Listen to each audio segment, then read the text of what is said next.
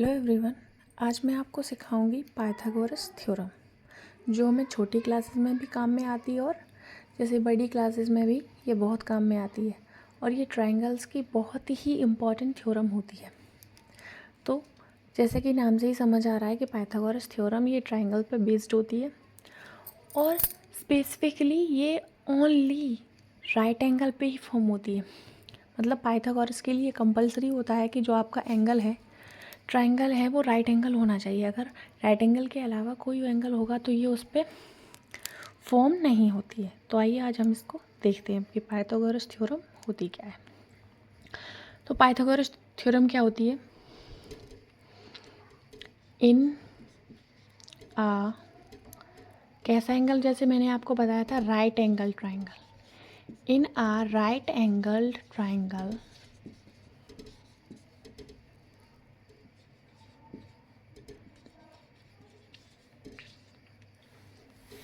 the square of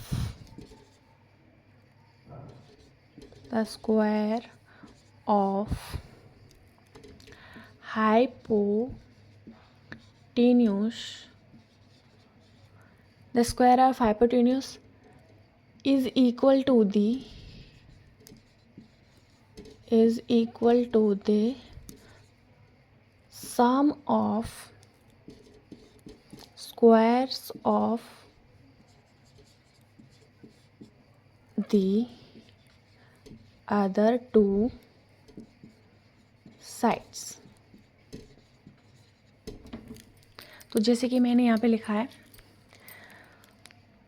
जो Pythagoras theorem की statement होती है वो ये होती है, in a right angle triangle the square of hypotenuse is equal to the sum of square of other two sides. तो इसका मतलब क्या होता है, मैंने आपको जैसे कि बताया ये राइट एंगल पे ही फॉर्म होती है। तो सबसे पहले आप क्या करोगे, एक राइट एंगल ड्रॉ कर लो।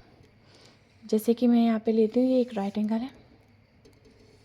राइट एंगल मीन्स 90 डिग्री का एंगल होता है। यहाँ पे मैंने ले लिया ए, यहाँ पे हो गया बी और यहाँ पे हो जाएगा सी। ये राइट एंगल है। तो सबसे पहले आपको ये समझना होगा जो स्टेटमेंट है वो बोल क्या रही है।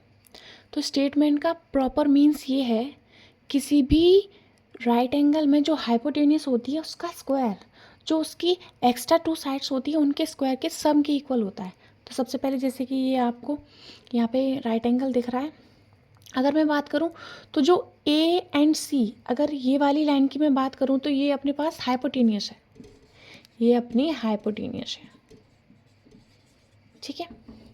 अदर टू साइड्स ये इसके लेग्स हैं। आप इसको बेस बोल सकते हो, इसको परपेंडिकुलर बोल सकते हो।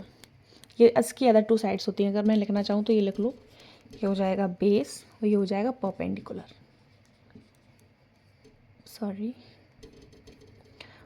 परपेंडिकुलर।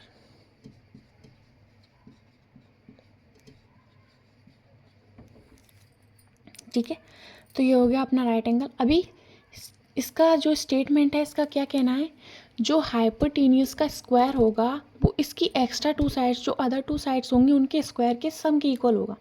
तो इसका मीन्स क्या है, ए सी का square means square of A C is equals to square of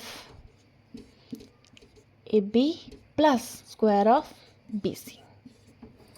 ये अपनी हो गई पाइथागोरस थ्योरम।